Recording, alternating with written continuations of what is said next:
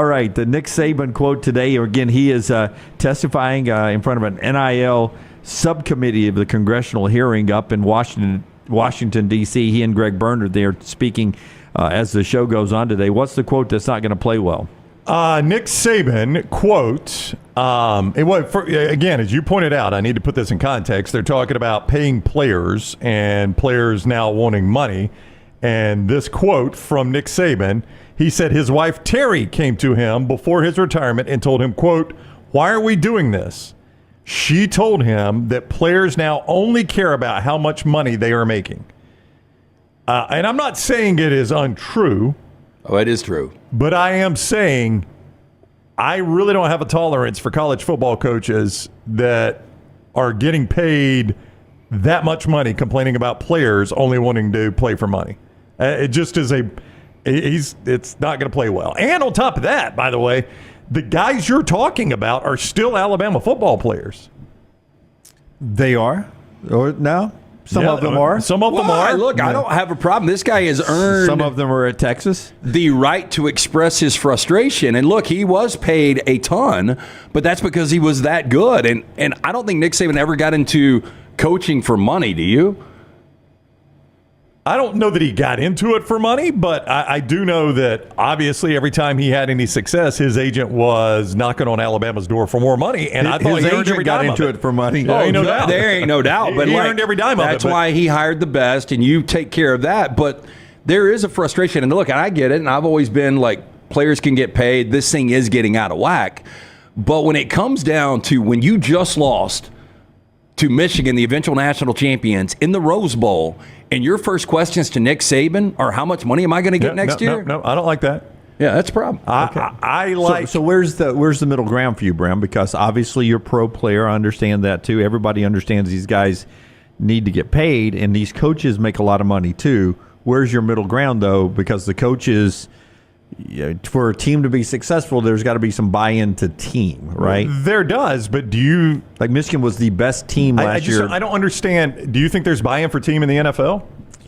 I think the ones that win, yes. I really do. I agree completely. Do those guys play for free? Are they not trying to get the best deal they can get every time their deal comes up? They are, but they are not. Their deal doesn't come up every year. It doesn't, but... I think there is a difference there. That's a problem. I think that the nonstop tampering is what leads these guys. These guys wouldn't have done that. Look, they want their money, but it wouldn't have been the first thing they talked about. Have you ever seen a college football coach say, "I'm not going to take that raise. I got 9 wins. I expected this team to get 11." Nor have I ever seen a sportscaster say, "I won't take that raise either." So let's be fair. Am I busting these guys for... No. I'm just saying, let's be fair that anybody that comes up in America and offers you more money, you're going to take 99.9% of the time, I'm going to say, you know what? I'm underpaid anyway. I need more money. Well, didn't Jim Harbaugh take a pay cut and kind of turn everything around at Michigan? To save his job.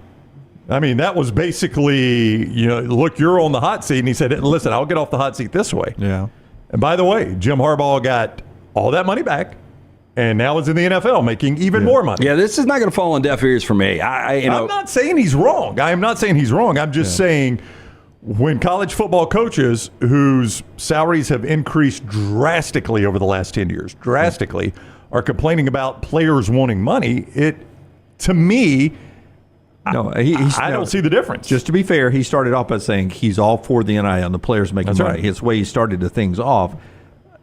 I think the conversation that they're having, that we're getting snips and bits of it because we're not watching it, is how it's impacting the sport. So you've got to, in sports, have some control over it. It cannot be a constant free agent contractual dealing. But that's the way it is for coaches. Well, there's guardrails. I mean, the coaches do have buyouts. They do have buyouts. They do, but every single coach. Do you have buyouts for players? You can't. I'm all for that, guys. I've talked about that the other day when they're employees. And that's what this committee is about, trying to get to where you can have some, I hate using the word guidelines, some structure to how the players are going to be paid. We're not going back to where we're not going to pay the players. The question is, how are we going to pay the players? And there's no perfect answer. I mean, it's so difficult. And the only way you can do it is to have a contract. And a player can sign it 1 year or 2 years, 3 years, 4 years, however you want to sign it. Fine with me. And that's the way it's going to be, because if it's a continuous thing like this, then this is going to be the problem, is that we're going to sit here and And it's only human nature that if I've got a negotiating option as a player, we've just finished the Rose Bowl in this case, well, this is my window to get more money, either from my school or the next school. And so I'm going to go and say, how much can you pay me? Because Burnt Orange School in the West, we won't name, is going to offer me this much money. Yeah. And, which, by the way, Nick Saban did the same thing. And you can get... Nick Saban did exactly what you just described. Doing what now? That Alabama finished a season, his agent saw a window and leveraged the Texas job against Alabama to get him more money. And he could have easily left and gone anywhere he wanted to go. 100%. Yeah, absolutely. So for the players, though, when you've got to keep a roster together, what did Kirby Smart tell Josh Pate? I didn't see the interview. Kirby Smart told Josh Pate, I just want to know who's going to be on my team every year. Yeah. That's the thing that is my biggest hurdle. It's not anything on the calendar. I just need to know who's on my team. And that's what we've got to fix is who's on my team. Don't disagree. And that's the fluidity of the roster right now that is causing the problems. And the players are only doing what is natural. You've got an opportunity to negotiate and go somewhere else and make more money. But every time I've got my biggest raises in my career has always been when I've had an option to go somewhere else. I would agree 100% with you. We've learned that, yes.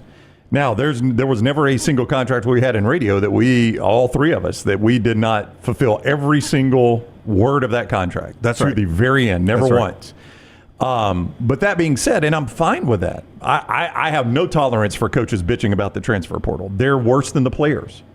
There was a coach at Arkansas that coached a practice at Arkansas and that afternoon was introduced at TCU.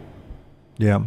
They're worse than the players. The coaches can't bitch and complain about the transfer portal. They're worse than the players about it. Yeah, well, Nick Saban's a retired coach now. No, Yeah. he is. He's not even talking about the transfer portal. That's what I'm saying. You're making it sound like you're saying that's what he's doing. You're saying Nick Saban's bitching about the transfer portal. I'm just cleaning it up for you. That's the way it sounds like you're talking about. You don't have to clean it up for me. Okay. I'm just saying that Nick Saban is talking about paying players, which, when we're talking about players getting money and coaches are making tens of millions of dollars a year, that is hard for me to swallow, coaches complaining about that. And again, he is saying we're all for paying players. If you'll let me finish. Yeah. And when we start complaining about players going to coaches after one good year demanding more money, when coaches do that every single time they have a good year, that's going to fall on deaf ears from me. And when coaches complain about the transfer portal, when they jump at the next biggest job the minute it's offered and they don't really care what they leave behind, that's going to fall on deaf ears. The coaches are the worst people to preach about this stuff because they've been doing it their whole career.